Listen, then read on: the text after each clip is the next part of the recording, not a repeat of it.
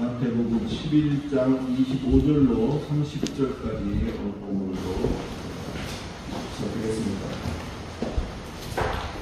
마태복음 11장 25절부터 먼저 27절까지만 오늘은 한 목소리로 읽어보겠습니다. 25절로 27절까지는 먼저 읽겠습니다. 시작. 그때 예수께서 대답하여 이르시되 천지의 주제이신 아버지여, 이것을 지혜롭고 숨기는 자들에게는 숨기시고 어린아이들에게는 나타내심을 감사하나이다. 올소리가 이렇게 된 것이 아버지의 뜻이니이다.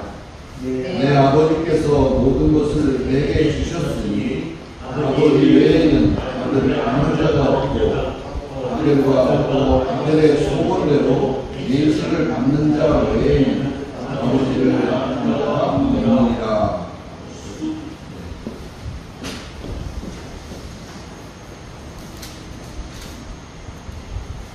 한주간 넘어가셨나요? 네, 오늘은 성경도 좀 이것저것 왔다 갔다 하면서 보게 되고 해서 좀 집중해서 보도록 하겠습니다. 지혜롭고 슬기 있는 자들에게 숨기신 이것이라는 게 무엇일까 궁금하죠. 그리고 왜 저들에게는 숨겼을까? 우리가 살면서 알게 된 것들 있잖아요. 알게 된 지식도 있을 거고, 이렇게 해보니까 괜찮던데, 좋던데, 이런 거를 알게 되는 경우가 있어요. 예를 들면 동대문 어디에 갔더니 오리고기가 참 맛있더라. 나는 알고 있어요. 왜? 가봤으니까. 경험을 해봤으니까. 그런데 가격도 만 얼마밖에 안 하더라. 이런 걸 알고 있어요. 그죠? 그래갖고 옆에 사람한테 이제 얘기를 해요. 자, 동대문 어디 가면 오리고기가 얼마 정도 하는데 기가 막히게 맛있더라. 근데 얘기를 했는데 그 사람이 그걸 못 알아들어요. 이게 오리고기가 그럴 리가 있어. 아니겠지. 그러니까 오리고기 판매되는 그 시세가 있잖아요. 형성된 가격이 있거든요. 그러니까 받아들이질 않는 거예요. 이게 극단적인 예를 드는 겁니다. 그때 어때요? 내 입장에서는 그게 아닌데 말을 해주는데 받아들이지 않으니까 답답한 면이 있겠죠. 같은 오리를 뭐라 4, 5만 원씩 주고 사먹냐, 만 원만 사먹을 수 있는 걸 나는 알기 때문에. 근데 전한 그 사람은 그걸 못 알아듣는 거예요. 믿지 않을 수도 있겠죠. 그러니까 오리고기 정도니까 그런 큰 문제가 될 건 없겠습니다만은, 그거보다 더 크고 어떤 이런 어마어마한 일에 대해서 우리는 이미 알고 있는데, 그 알고 있는 것을 나 혼자 알고 있기가 안타깝고, 그래서 그걸 전달을 하는, 그거를 얼른 알아두면 좋은데 그러지 못할 때 굉장히 답답하다. 그런 얘기를 길게 했습니다.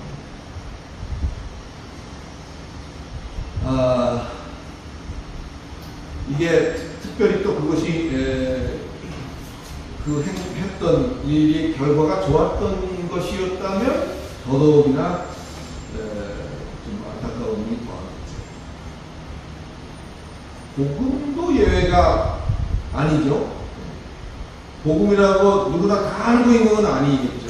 또 특별히 그래서 우리에게 주어진 게 뭐죠? 우리는 미리 정말 하나님의 은혜로 그것을 알게 되었고, 또 그게 믿어져서 여러분이 이 자리에 나와 앉아 계신 거 아니에요? 그죠? 구원받고. 근데 그런 어마어마한 일을 나 혼자만 알고 있을 수 없어서 우리가 주변이나 누구에게 전달을 합니다. 예수 믿는 얘기를 쭉 하죠. 근데 그거를 듣기는커녕 지난주인가요? PD를 불러도 춤추지 아니하고 그런 얘기 있어요. 누가 떴나 보다 그런 정도로 생각하는 경우도 있죠. 전해져도 못 받는 사람들을 보면 특히 복음이나 이런 거에 대해서는 오리고기하고는 좀 차원이 다른 답답함이 있겠죠. 근데 이런 것들이 오늘 본문에 기록되어 있는 내용처럼 그것이 숨겨진 것이라고 한다면, 그리고 그것이 지극히 좀 제한적으로 봐야 된다고 한다면 그렇게 답답하거나 이상할 거는 없는 거예요. 왜 그들이 못 알아듣고 저렇게 답답할까 하는 의문은 풀리는 거죠. 숨겨진 것이고 제한적인 것이기 때문에 그럴 수 있는 거죠. 슬기롭다고 지혜롭다고 자부하는 사람들의 맹점이 뭘까요? 자기의 판단과 결정과 자기의 이해가 최고라는 것으로 자부심을 갖고 여기기 때문에 그게 맹점이 되는 거죠. 남의 말을 안 듣습니다. 그런 사람들. 다른 것이 들어설 자리가 없어요. 그래서 우리가 신앙생활하면서 특히 내려놔라. 네 것으로 꽉 차 있으면 타고 들어갈 자리가 없으니까 내려놓는 연습을 해야 어떤 여백이 생기고 그런 우리가 비유를 할 때도 있습니다. 그래서 슬기롭다고 자부하고 지혜롭다고 자부하는 이런 사람들이 남의 말을 잘 안 듣는 편이죠. 근데 자기 판단이 옳다고 생각하는 거예요. 근데 만에 하나 그것이 그들이 생각하고 있는 것이 옳은 것이 아닐 때는 더더욱이나 대책이 없는 것입니다. 하지만 모르는 게 많은 아이들은 어때요? 아이들은 여기 주일학교에서 봉사해 보신 분도 계시고 아이들을 또 가르쳐 보신 분도 계시고 하지만 아이들은 백지 같아요. 그죠? 백지 같아서 자기 것이 그렇게 많지가 않습니다. 아주 없지는 않습니다. 아주 학교 유치원 가기도 전에 아이들도 아집이 있죠. 자기끼리 있어요. 있습니다만은 비교적 백지 같은 면이 있어서 어떤 것들은 가르쳐 주는 대로 그대로 합니다. 융통성 없이 하죠. 그래서 때로는 좀 우스개가 되기도 하고 곤란한 지경에 가기도 합니다만은 가르쳐 주는 대로 해요. 그렇게 되니까 어때요? 가르쳐 주는 범위 안에서 크게 잘못된 일은 없어요. 훗날 바울이 그의 서신서에서 이와 같은 얘기를 한 게 있어요. 고린도 전서로 좀 가보겠습니다. 오늘 조금 왔다 갔다 해볼게요. 고린도 전서 1장입니다. 조금 뒤로 가시는데요. 고린도 1장 18절부터 몇 절 좀 읽어볼까요? 누가 좀 읽어주실까요? 우리 박사업 집사님 한번 읽어주세요. 십자가에 도가 멸망하는 자들에게는 미련하는 것이요 구원을 찾는 우리에게는 하나님의 능력이라. 네, 좀 읽어주세요. 기록된 바 내가 지혜 있는 자들의 지혜를 멸망하고 총명한 자들의 총명을 폐하리라 하였으니 지혜 있는 자가 어디 있느냐, 성기가 어디 있느냐, 이 세대의 변론자가 어디 있느냐. 하나님께서 이것 세상에 지혜를 마련하게 하신 것이지 아니라 하나님의 있어서는 이 세상이 자기 지혜로 하나님을 알지 못함으로 하나님께서 신도에 미련한 것으로 믿는 자들의 구원하시기를 기뻐하셨다. 네, 그렇거든요.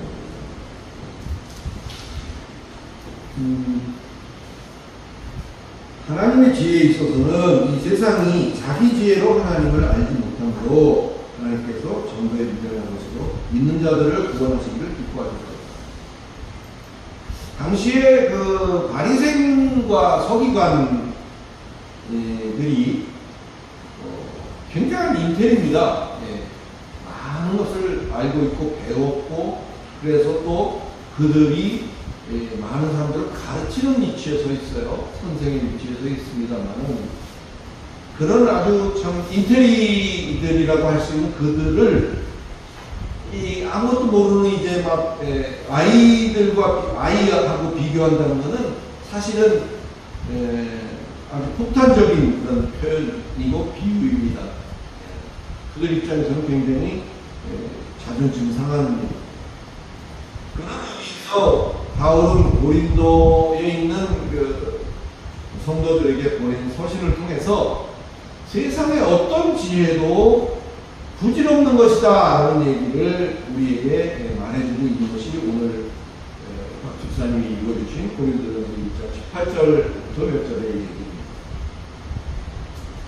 일단 여기는 잠깐 적어놓고요. 나중에 다시 볼 거거든요. 적어놓고 다시 본문으로 돌아옵시다. 마태복음으로 돌아와서 27절을 한번 볼까요? 27절 같이 한번 읽습니다. 시작. 내 아버지께서 모든 것을 내게 주셨으니 아버지 외에는 아들을 아는 자가 없고 아들과 또 아들의 소원대로 계시를 받는 자 외에는 아버지를 아는 자가 없느니라. 이렇게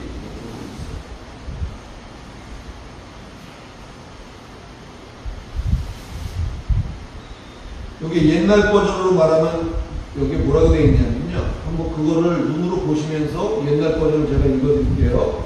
27절 눈으로 읽으세요. 내 아버지께서 모든 것을 내게 주셨으니 아버지 외에는 아들을 아는 자가 없고 아들과 또 아들의 소원대로 계시를 받는 자 외에는 아버지를 아는 자가 없느니라. 그래요? 이렇게.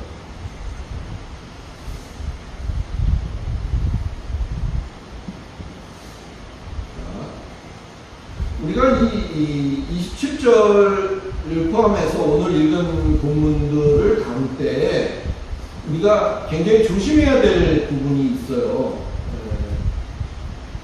우리가 매우 조심해야 될 부분이 있는데 그게 뭘까요?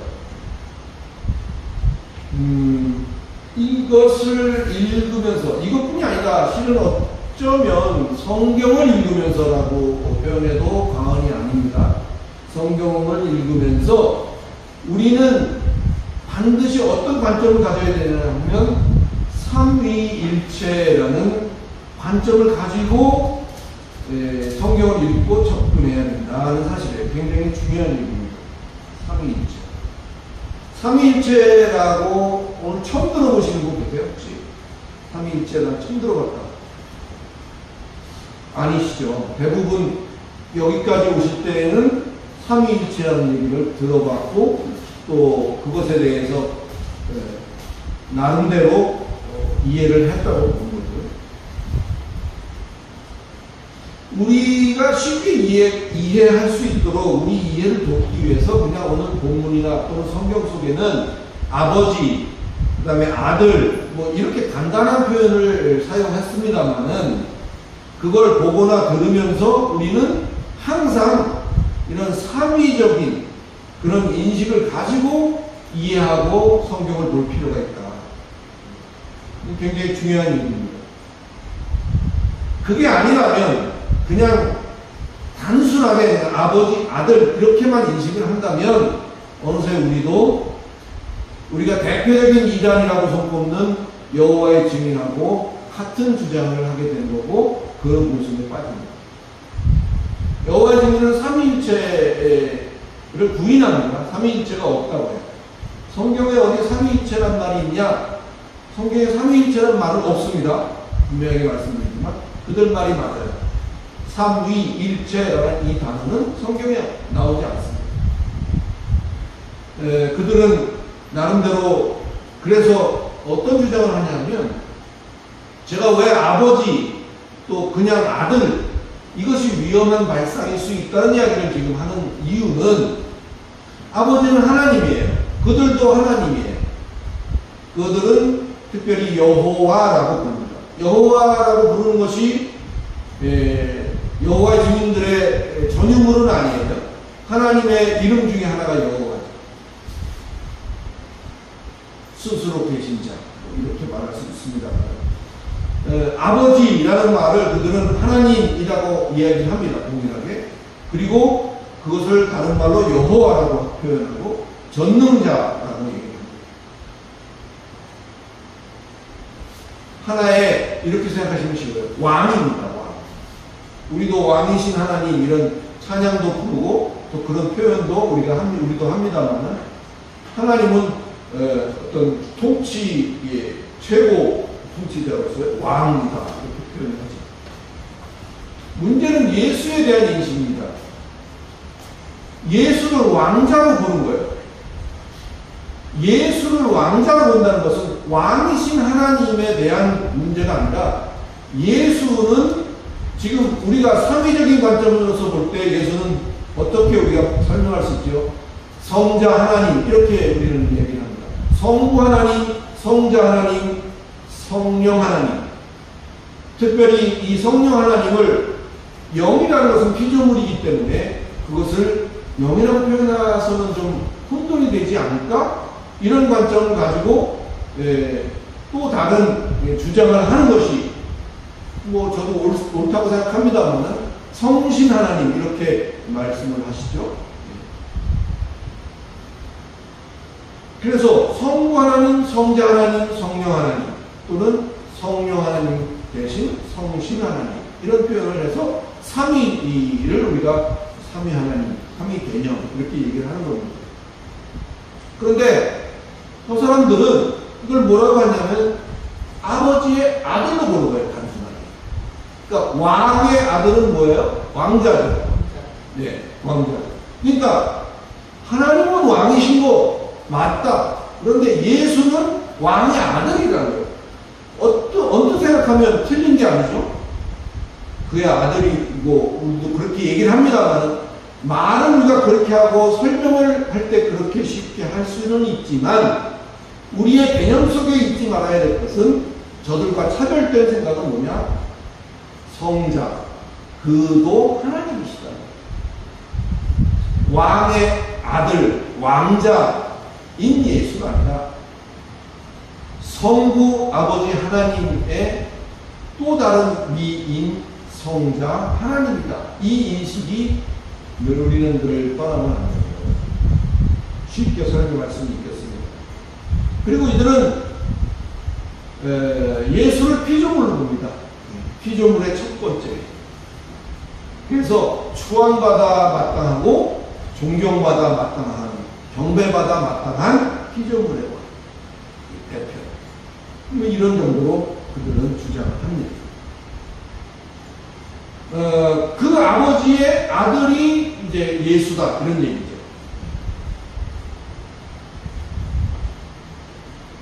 그 표현이 갖고 있는 모순과 맹점을 여러분들이 파악을 하셨기를 바랍니다.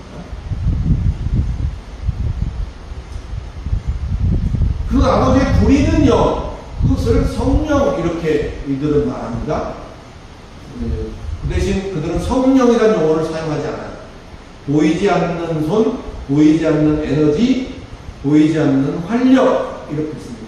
비인격적인 보이지 않는 활력 또는 에너지 이렇게 얘기합니다. 그런 부분에서는 차이가 있습니다. 여호와 증인에 대해서는 오늘의 그 핵심이 아니기 때문에 나중에 기회가 될 때 다시 한번 우리가 살펴보기로 하고, 그런 삼위적인 관점으로 오늘 본문 27절 이하를 다시 한번 읽는다면 이렇게 됩니다. 하나님을 아는 방법은 성자 하나님에게 위임된 것이라서 성부 하나님은 당연히 그 아들을 아시는 거고 성자 하나님도 성부 하나님을 알 뿐만이 아니라 성자 하나님이 이것을 나타내기로 계시한다는 것 그런 의미예요. 나타내기로 의도한 자들도 아버지 하나님을 알 수 있다. 이런 말을 지금 하고 있는 것이 27절의 내용입니다. 그래서 단순하게 아버지, 아들 이렇게만 여기시지 마셨으면 좋겠다. 그런 높아심에서 그렇습니다. 아까 잠시 적어놨던 고린도전서 다시 한번 가보겠습니다. 1장 30절 아까 안 읽었거든요. 제가 읽어드리겠습니다. 고린도전서 1장 30절. 자, 29절. 이는 아무 육체도 하나님 앞에서 자랑하지 못하게 하려 하심이라. 30절. 너희는 하나님으로부터 나서 그리스도 예수 안에 있고 예수는 하나님으로부터 나와서 우리에게 지혜와 의로움과 거룩함과 구원함이 되셨으니 이렇게 기록을 하고 있습니다. 자, 그러면 여기에서 성자 하나님이 계시해서 알게 하고 싶어 하는 자들이 누구인 거죠? 30절에서 답을 찾아보면 한번 대답을 하실 수 있을까요? 예수께서 나타내기로 의도한 자들이 누구가 된 거예요? 예수께서 아버지 하나님에 대해서 알 수 있는 방법과 그 길을 예수는 안다고 했잖아요. 근데 그 예수가 그것을 나타내기로 의도한 자들이 누구냐? 그게 질문이에요. 누구에게 나타내고 싶은 거예요? 30절에 보면 누가 대상인가요? 너희는 예수께서 아버지 하나님을 나타내기로 의도한 자들은 너희라는 얘기예요. 여기서 지금 답을 찾을 수가 있는데 그 너희라는 것은 누구로부터 낳은 자다? 하나님으로부터 낳은 자다. 거기 써있잖아요. 30절. 너희는 하나님으로부터 나서 그리스도 예수 안에 있고, 그렇죠? 하나님께로서 난 자. 그것이 너희라는 얘기죠. 자, 그러면 저를 잠깐 보세요. 우리가 성자를 알고 성부 하나님을 알게 되었다면 우리가 누구예요? 하나님께로서 난 자이기 때문이다. 이해 있으십니까? 우리가 하나님께로서 났기 때문에 그걸 알 수가 있는 거다 그 말이에요. 아무리 동대문에 오리고기가 맛있다고 해도 그거 뭐 귀뚱으로도 안 듣는 사람들이 아니고 우리는 그 비슷한 얘기만 해도 그것을 알아들을 수 있는데 그 이유가 뭐냐? 하나님께로 난 자이기 때문에 아버지에 대해서 이야기할 때 우리는 그걸 알아들을 수 있다는 거예요. 할렐루야.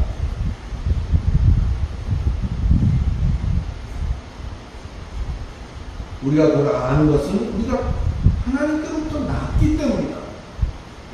아닌데요. 나는 우리 아버지가 낳았는데요. 그죠? 과연 그 얘기인가요?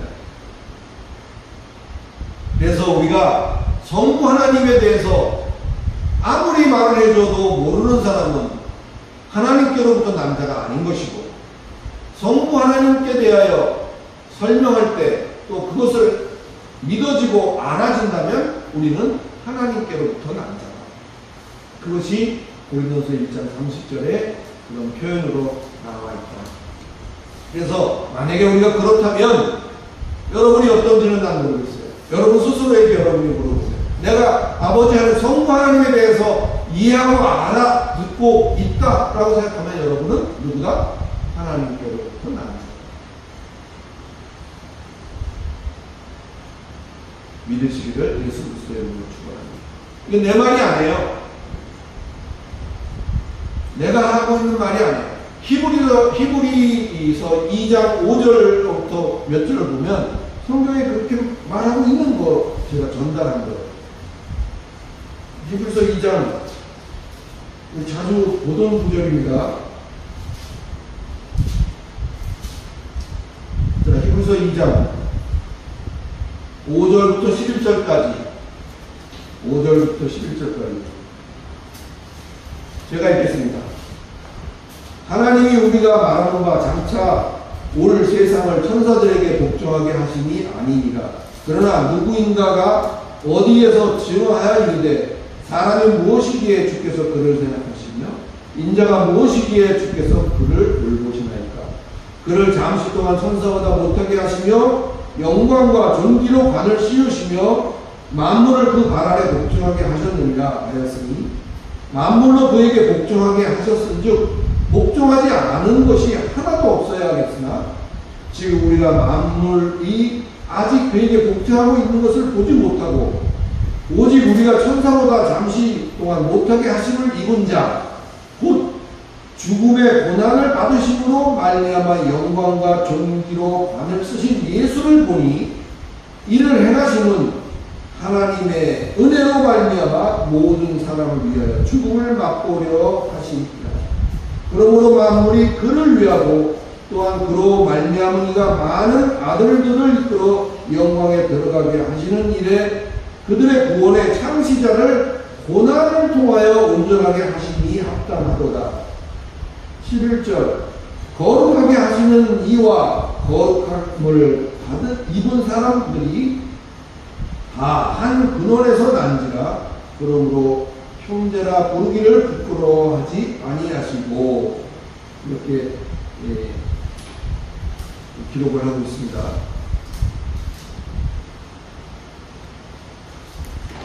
따라서 하나님께로 난 자, 하나님께로 난 자, 이 얘기를 성경에서 하고 있다. 사랑하는 성도 여러분, 숨겨진 사실 뭐죠? 숨겨진 사실. 뭘 숨겼어요? 천국이 가까웠다라는 이것을 우리는 민감히 받아들이고 힘겨운 이 세상에서의 거룩한 투쟁을 묵묵히 그리고 마지막까지 잘 감당하게 되시기를 예수 그리스도 이름으로 축원합니다. 다음 단락을 보겠습니다. 마태복음 11장 28절로 마지막 절까지 한번 읽어주실까요? 우리 우정희 씨 준비가 됐으면 한번 읽어보십시오. 예, 수고하고 무거운 짐진 자들아 다 내게로 오라. 내가 너희를 쉬게 하리라. 나는 마음이 온유하고 겸손하니 나의 멍에를 메고 내게 배우라. 그리하면 너희 마음이 쉼을 얻으리니 이는 내 멍에는 쉽고 내 짐은 가벼우니라 하시니라. 네. 너무나 잘 알려진 성구죠. 그죠? 한 번쯤, 최소한 이 자리까지 오시는 데는 여러 번 들어보셨던 성구 중에 하나입니다. 저도 상당히 오래전에 본 것 같은데, 쉰들러 리스트라는 영화가 있었어요. 혹시 기억하시나요? 예, 봤어요. 네, 쉰들러 리스트. 네, 보시면 되시고요. 안 보신 분들을 위해서 간단히 얘기를 하면, 쉰들러라는 사람이, 이제 나치 정권 하에서 혹독하게 고생하는 유대인들을 자기가 고용해요. 고용해서 조금이나마 쉽고 자유롭게 일을 할 수 있도록 만들어주는 그런 것과 관련된 그런 영화의 이야기입니다. 이 본문을 가지고 설교를 준비하면서 그런 생각을 했어요. 그 생각이 언뜻 났어요. 예수의 마음도 이 쉰들러하고 좀 같은 것이 아니었을까? 그런 생각을 했습니다. 쉰들러의 경우는 전쟁이 끝나기 전에는 벗어날 수 없는 그런 상황, 아주 혹독하고 힘겨운 그런 상황 속에서 그들을 측은히 여겨서 조금이라도 수월하고 안전한 그런 일을 할 수 있도록 자기가 고용을 해서 자기 공장에다가 두고 그 일을 시키는 거예요. 자기 보호하에 두는 거예요. 살면서는 예수의 마음과, 그래서 세상이 끝나가지고 완전히 아버지 나라에 이르기까지 유리방황하며 고생하는 자들을 조금이라도 수월하게 하려는 그 예수의 사랑의 연장선 안에서 우리가 이 성포를 좀 이해했으면 좋겠습니다. 오늘 본문은요, 굉장히 유명하기 때문에 유명세를 치고 있어요. 너무나 유명하기 때문에 너무나 오용되고 있는 것도 사실이다. 가장 큰 오해가 뭘까요? 가장 큰 오늘 본문에 대한 오해. 오늘 본문 중에서 28절 맞나요? 수고하고 무거운 짐진 자들아. 수고하고 무거운 짐진 자들아. 누구를 부르는 거예요? 수고하고 무거운 짐진 자들아를 부르는 거예요. 가장 큰 오해는 이 부르심의 대상에 대한 거예요. 수고하고 무거운 짐진 자들에 대한 생각의 차이, 견해의 차이, 그것 때문에 많은 웃지 못할 해석들이 난무하고, 어쩌면 우리가 그런 것들로 가스라이팅 되고 있는 거예요. 그럼 가스라이팅이라는 용어를 아세요? 가스라이팅, 요즘 많이 쓰는 말입니다. 누가 누구를 가스라이팅해서 그 사람을 어떻게 하도록 부추겼다, 이런 그런 뜻이, 부추겼다는 말이 가스라이팅이라는 말과 같아요. 그래서 어쩌다라 저쩌라 해가지고 부추겨서 그 일을 하도록 만드는 것, 이것이 가스라이팅 당했다, 그렇게 표현을 합니다. 알고 계셨으면 그냥 정리하시고. 그래서 이 수고하고 무거운 짐진자들아, 그 수고하고 무거운 짐진자들이 누구냐? 이 세상을 하면서 수고하고 무거운 짐 안 진 사람이 있을까요? 나는 그거 안 졌는데 별 수고하지도 않았고 무거운 짐도 없어요. 이런 사람이 별로 없습니다. 다 나름대로 사람의 얼굴이 각양각색이듯이, 성격이 각양각색이듯이, 그 자기가 짊어지고 있다고 생각하는 그 짐과 또 자기가 하고 있다고 생각하는 그 수고의 그것은 천차만별입니다.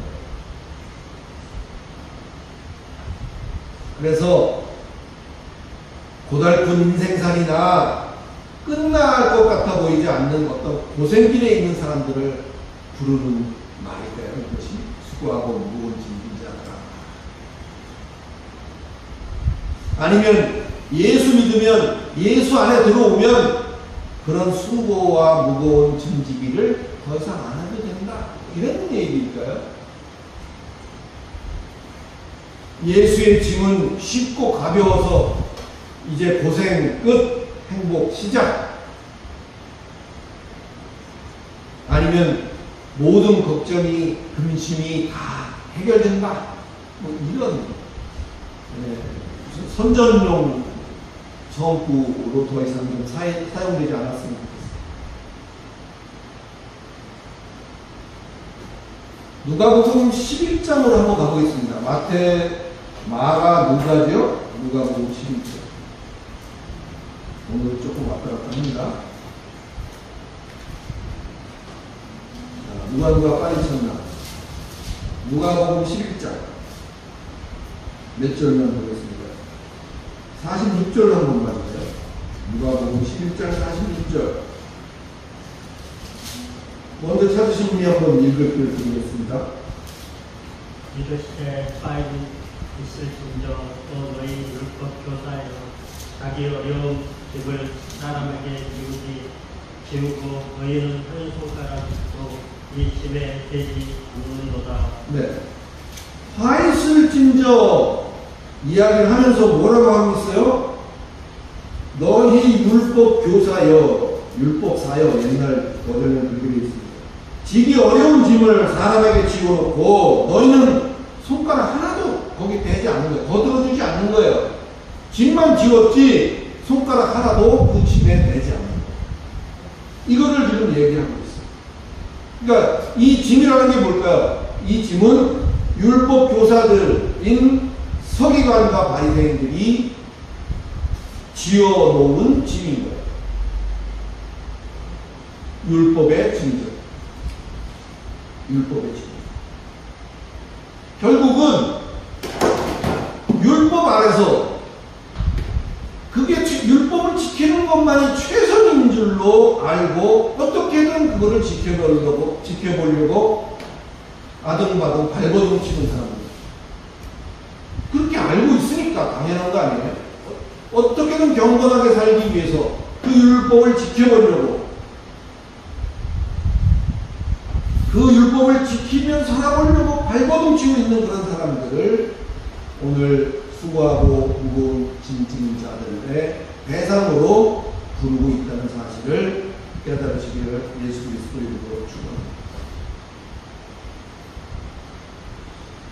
예수는 온유하고 겸손하다는 표현도 거기에 나와 있지 않나요?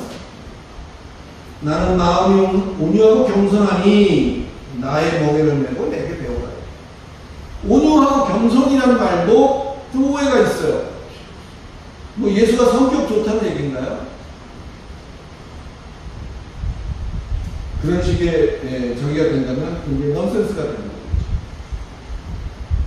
이렇게 표현하고 있는 이유는, 온유하고 겸손하다고 표현하고 있는 이유는 앞서 말하고 있는 율법사들과는 달리 예수가 직접 이 문제를 감당할 것이라는 말씀을 하고 있습니다.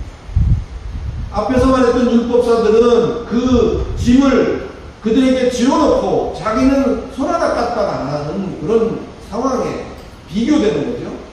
예수는 온유하고 겸손하여 그들의 모든 짐을 대신 지신다, 그런 의미, 차별화된 이야기를 하는 거죠. 율법을 어떻게 져요? 율법을 완성해서 더 이상 율법 아래 유리 고생치 않게 하려는 그 예수의 안타까운 마음을 읽을 수 있기를 바랍니다. 또 왔다 갔다 하고 좀 바빴습니다만 말씀을 정리하고 마치도록 하겠습니다. 이 본문이 결코 고생은 끝이다, 뭐 편하게 해주겠다, 이런 사탕발림의 말이 아니라는 사실을 여러분 분명히 깨달으시길 바랍니다. 수고하고 무거운 짐, 이것은 우리가 이 세상에 살고 있는 한은 끝이지 않는 거예요. 우리 주변을 향해서 우리가 감당해야 될 것. 먼저 복음을 알고 먼저 구원을 받은 자로서 우리 주변에 아직 그것을 모르는 자들을 향해서 끊임없이 그 수고와 그 짐을 우리는 지고 있는 것과 마찬가지죠. 따라서 예수 안에 있다는 그런 의미가 무엇인지를 우리가 다시 한번 잘 생각해보고, 이제는 어떤 껍데기 갖추기에서 벗어나서 그 안의 내용물을 풍성히 하는 데에 우리가 전력을 추구해야 할 것입니다. 왜냐고요? 천국이 가까웠기 때문에. 얼마 남지 않아요. 더 이상 어떻게 해야 구원을 받느냐, 율법을 잘 지켰느냐, 잘 지켰다면 그래 그럼 됐고 이제 그 구원 받을 거니까 너 좀 시원찮게 지켰냐, 야 그러면 너 좀 구원 받겠냐, 이런 불필요한 소고와 또 섣부른 정죄를 이제는 우리는 벗어버리고 속히 한시라도 이미 믿음으로 받은 구원에 이제는 하나라도 더 열매를 채워가는 보람된 장성함에 이룰 수 있기를 다시 한번 예수 그리스도 이름으로 축원하는 것입니다. 기도하겠습니다. 거룩하신 하나님, 은혜를 감사하고 오늘 마태복음 11장 내용들을 훑어보면서 우리가 알고 있었던 것들, 그러나 우리도 부지불식간에 어떤 표현의 어떤 제한적인 표현 속에서 우리가 진실된 어떤 의미를 때로는 잊지 않게 하시고, 우리가 뭘 하든지 삼위일체적인 하나님, 성부 하나님, 성자 하나님, 성령, 성신 하나님을 우리가 늘 인지할 수 있게 하시고 무엇을 받아들이고 이해할지라도 그와 같은 관념 속에서 하게 하시고 또 우리가 이미 믿음으로 받은 구원에 대하여 이제는 할 일을 다했다 여기지 않게 하시고 우리 주변을 바라보며 아직도 그것을 깨닫지 못하고 받아들이지 못하는 그들을 안타까이 여기며 그 수고와 그 짐을 진지기를 마다하지 않는 또 그와 같은 우리들을 예수께서 부르시고 그 예수의 은혜로 그것을 끝까지 감당할 수 있도록 하시겠다는 그 약속을 붙잡으며 오늘 우리가 살고 있는 현실의 삶이 빡빡하고 힘겨워서 당장 내려놓고 싶을지라도 오늘 우리에게 부여하신 이 구원의 은혜로 기뻐하게 하시고 그 기뻐함으로 말미암아 우리의 모든 것들을 능히 잘 감당해 나가는 귀한 성도가 될 수 있도록 인도하여 주시옵소서.